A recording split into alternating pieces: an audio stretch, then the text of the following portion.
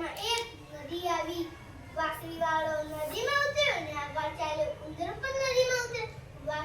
પછી એક ઉંદર નદીમાં ઉતર્યું, બીજું ઉંદર નદીમાં ઉતર્યું, ત્રીજું ઉંદર નદીમાં ઉતર્યું. બધા ઉંદરો નદીમાં ઉતર્યા. વાંસળીવાળો નદી ઓળંગી ગયો. ઉંદર બધા પાણીમાં તણાઈ ગયા. લોકો બધા રાજી થયા. વાંસળીવાળો ગામમાં પાછો ગયો અને બોલ્યો, લાવ ભાઈ મારા 1000 રૂપિયા. લોકો કહે, રૂપિયા કેવા